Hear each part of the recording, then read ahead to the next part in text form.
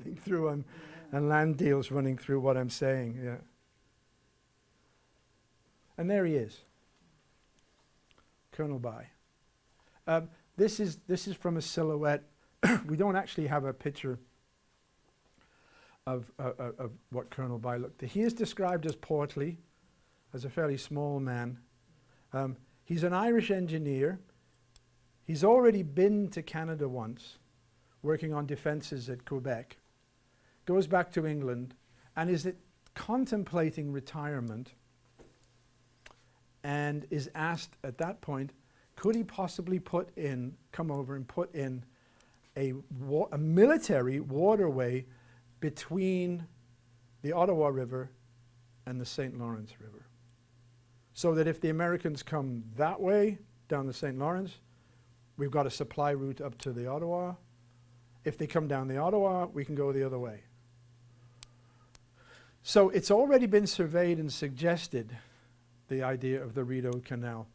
But so in 1826, he turns up.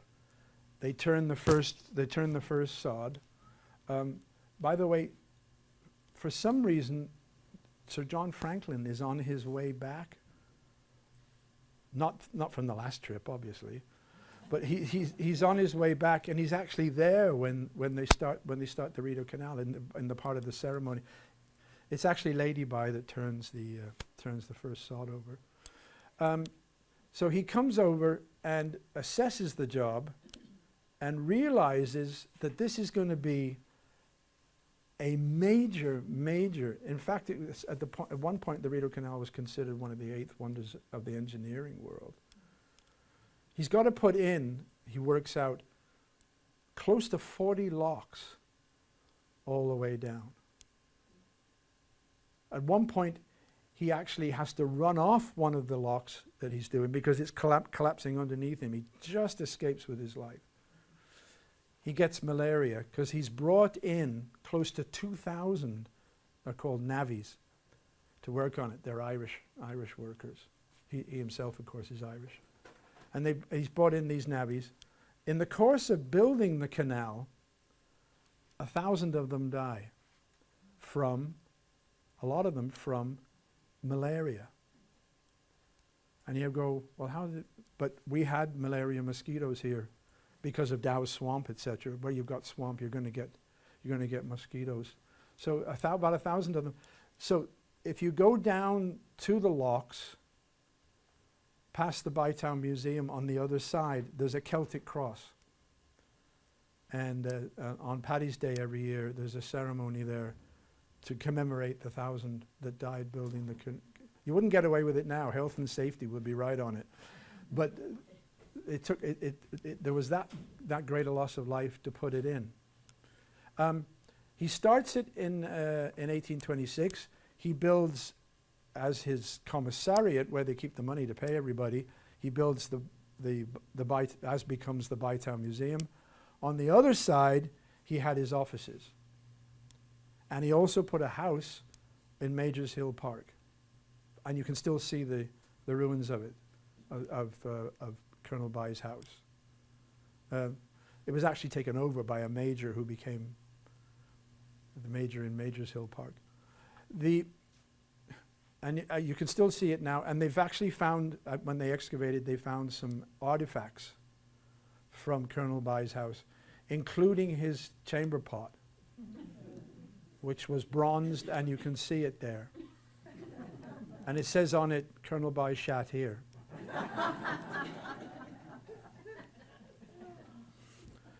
But By finishes in 1832.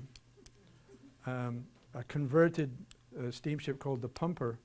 He turns it into the Rideau, gives it the name Rideau, and comes up, and it's open. The canal is open. Remember, it's a military transport. They're stationed at it. And By also is asked to lay out a township. So now we've got a canal route, we've got a military transport route between the two major rivers. We've got kinetic power. So he's asked to lay out a town. Oh, by the way, that's Nicholas Sparks's house.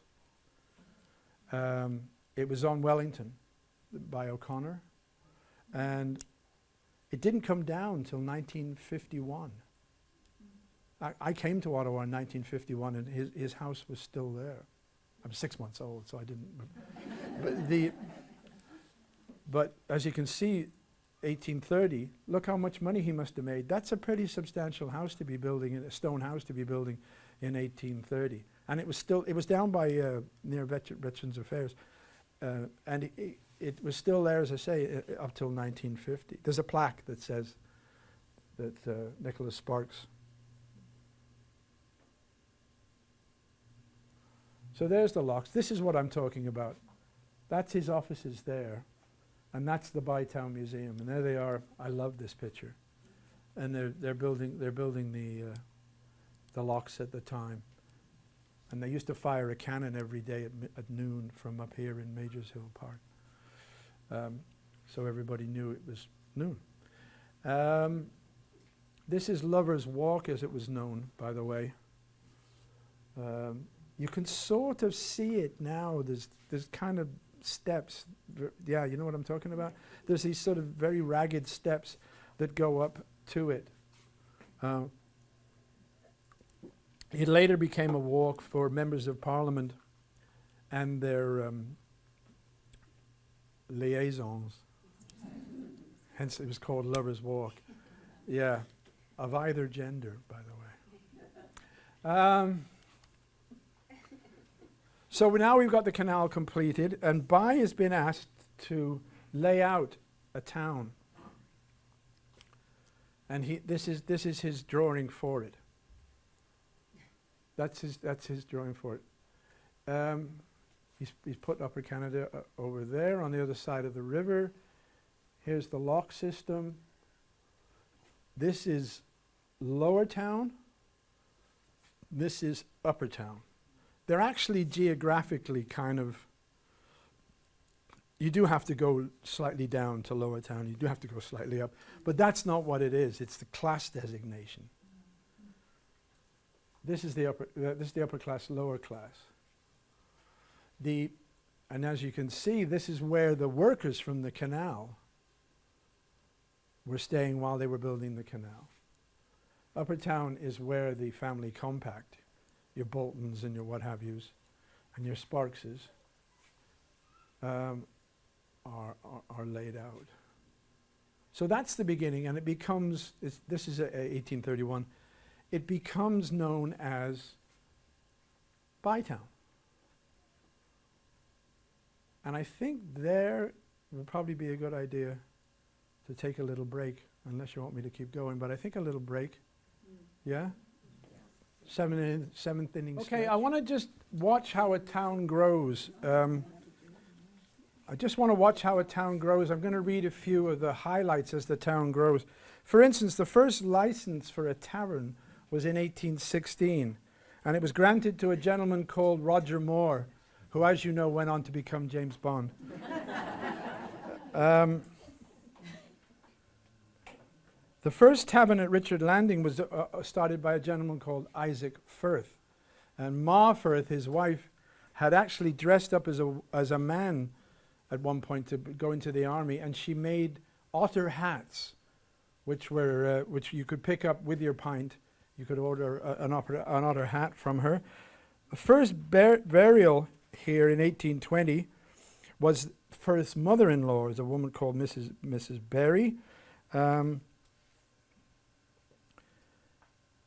And then the first bank was here around 1830, and the gentleman was so nervous about the state of Ottawa at the time, the rough town, Ottawa at that point, that he used to actually take the money home from the bank. We'll do a few more of those. But now we can see the town as it's developing. Here's Le Breton. And Le Breton starts trying to sell lots. Him and Libya Sherwood, who was a judge, they start trying to sell lots on there. They're not doing that well. This is called Colonel's Hill, and that's from Colonel By. As you can see, Sparks has this that I was talking about. Bessera is Louis Bessera, and he's the founder of Sandy Hill. His brother was actually a half-pay soldier who was given a land grant, but Louis came up after the brother didn't want to involve it, and it's the Catholic area. And he wanted it to be an upmarket Catholic area. And actually, if you look around Sandy Hill, you can see that that was his intention and did very well. Colonel By's got his own estate there, and here, so Billings is down here. Sorry if I turn and then my voice goes down. Just tell me and I'll repeat what I just said. So as a town grows, particularly in those days when the idea of germs is not really understood, and you don't have a very clean water system. People used to have to buy their water at 15 cents a barrel when Ottawa first started. It's still Bytown, of course, at this point. But so Sœur Grise, one of the Grey Nuns, by the name of Elizabeth Bruyere, comes up from Montreal with seven, if I have that right, I think it's seven sister nuns, some of them acolytes, and starts, her father died when she was very young. She was used to treating people. She's got, Elizabeth Bruyere has a huge heart. She's a very compassionate woman. Also has a little bit of medical training, and this is where she set up what is basically the first health center in Ottawa. 1845 she comes up. Within a year she has this set up. That is the first girls' school that she set up. She's very interested in female education. This is a few years later after 1845, because that's the Basilica. That's Notre Dame, which is from 1846. And she, almost immediately, in 1847, there's a typhoid outbreak. Typhoid is also known as ship's fever. And a lot of the immigrants coming in. So there's been cholera outbreaks. You get cholera from dirty water. The Haitians are going through it at the moment. But they treat close to 150 people with typhus.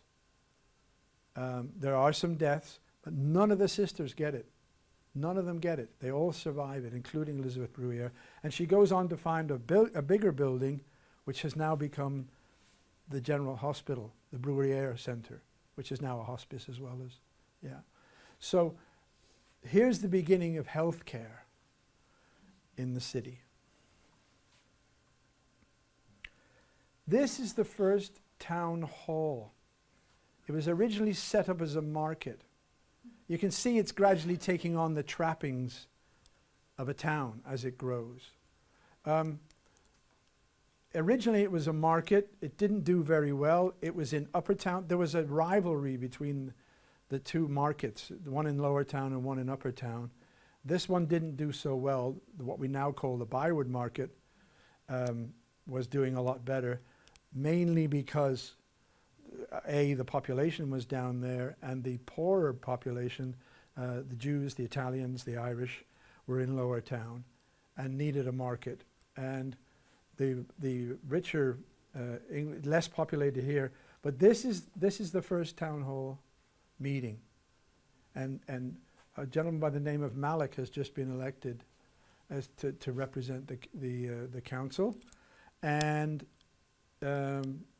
it only lasts another couple of years, this building, but that's our first town hall. Where was it? It's roughly where the National Arts Centre is now. Mm-hmm. It's roughly down there. Because the second town hall also got built there, which we'll see a little later, and the fire department and the police department were all in a building around there as well, and that one also burnt down. Yeah. And then we had the third town. Well, for a while, I'm jumping ahead. Never mind. It's yeah. You can't appreciate how great it is to be able to get this stuff out of my.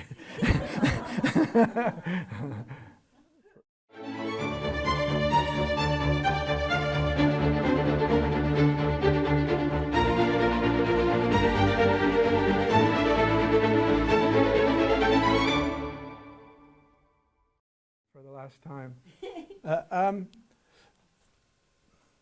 Sooner or later, every town gets a riot of some sort. Two things: they get a great fire and they get a major riot. This plaque commemorates the Shouldes Hotel, which was on the corner of York and where the cut through. What's it? Cumberland? Eh? No, not Cumberland. No. I'm blanking. The where the bank is. It's an alleyway. It's. I'll get it. Yeah. Thank you. Yeah. Yeah. Well done. Well done. 1844. It was the Shouldes Hotel. It ended up as Fat Tuesdays. I don't know if you remember the Fat Tuesdays, but it was a place where during the 1849 Stoney Monday riot, a lot of people went into here to shelter. It was going to happen sooner or later. What happened was that fairly quickly, Ottawa was vying, as early as 1845, there was a possibility that it's still Bytown. It doesn't become Ottawa until 1855. That they're vying for it to become the capital of the Canadas then, which is a severe case of your reach exceeding your grasp at that point. But Lord Elgin, there'd been a fire and a riot in Montreal. At that point, the capital was peripatetic. It would shift between New York, Montreal, Quebec. It had been in Montreal just before that, and there was a riot. It has to do with the passing of a reparations for a reform bill. Look it up if you're more interested than that, but it's fairly complicated politics. But Lord Elgin decided that he would come and have a look at his hotel and also at the at Ottawa to see if it was suitable to become the capital of the Canadas. So they decided they would have a rehearsal. And down on the Byward Market, they set up a little platform. And on one side, you've got the Upper Towners. On the other side, you've got the Lower Towners. You've also got the Catholics' Lower Town versus the Protestants' Upper Town. And as you know, the religions are very good at banging heads. And so they're practicing, and there's people like mayors like Friel, Hervey is involved, and the soldiers are standing by. A lot of the Lower Towners have been collecting piles of rocks that they're going to use. So Hervey gets up on the platform and he says, I'd like to start the proceedings to welcome. He's practicing his speech for welcoming Lord Elgin. Somebody gets hold of the bench that he's standing on, pulls it out from underneath him. Bazoom, the rocks start flying. And it goes on for the day. The Lafayette was involved then. It was there then. The Albion, which is also one of the early hotels. It's still there. And the Shouldes Hotel. And they sort of retreat into there. By the end of the day, the soldiers have calmed it down, and one person has died, David Borthwick. He took there were rifles going. He took a bullet, and he actually stumbled down the side of the Byward Market and dropped dead on the weigh scale that they had there. But he's the only person that died in the riot. There's a lot of injuries. But so everybody retired for a good night's sleep. And I suppose this is the forerunner of the truckers. No, because the next day, a bunch of the boys have gone over to the armory in Hull, and they're trying to drag a cannon across the bridge for it, and they get stopped and say, well, back you go with that. But they actually met on Sapper's Bridge, which is now the Union Bridge that we have, you know, where the statues are, right by the Chateau Laurier. They actually met there and they're face to face. And it looks like they're going to go at it again. So it's actually very close to where the truckers were. And they, who were, no, shut up, Phil, don't say it. Don't say it. Yeah. We're doing history, sorry. Yeah. The freedom to shit on other people's freedom. Did I say that out loud? Yeah. But they'll edit that out as well. And they actually, and a sergeant, a guy called Clement, steps in between them and actually talks them down. Amazingly talks them down, because the town was ready to go. And the town has already been dealing with the Shiners, who are, it supposedly might be from a black eye. But this was the Irish lumbermen, and at that point, in around 1835, and it went on for quite a while, the French Canadians were mostly on the other side, were mostly the lumberjacks, the lumbermen and the shanty men. And the Irish wanted to take over, and there were running battles. The people were scared to go out at night. At one point, there was a hotel, the Johnson Hotel, down on the Bywood Market, and they actually had nailed on the back of the bar horses' ears. They would cut during the Shriners. If anybody turned up on a horse, they would cut the ears. They'd cut the ear off it and put it. I know. So things have settled down considerably in Ottawa. Well, not really, no. So the Stoney Monday riot, and just to show you how history works, that's Stoney Monday. I think the spelling's wrong. I think there's an E in it. Does anybody else agree with me? There should be, yeah, Judy, yeah, there's an E in it. But this is a Kitchissippi beer, Stoney Monday beer. So if any of you want to commemorate it, I should have brought one in. Ben was saying I should have brought one in. We could have all had a cheers to the Stoney Monday riot. Also, as a town is growing, it needs a theater. It needs a local theater. This is 1856 we're up to now. This is Her Majesty's Theatre.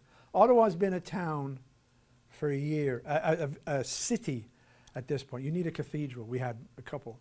So we become, Ottawa declares itself a city. Also part of the campaign to become the capital. You can't have somewhere called Bytown as the capital of the Canadas. So they're putting on Shakespeare here, and the local gentleman by the name of R.S. Lewis is Scott. R.S. Scott is involved in it. As you can see, he's the original hipster, the original Ottawa hipster. He was mayor only for 1 year in 1852, but he does two amazing things for the growth of the city. First of all, after he's mayor in 1857, he writes the letter that is sent to Queen Victoria asking if it's possible for Ottawa to become the capital of the Canadas.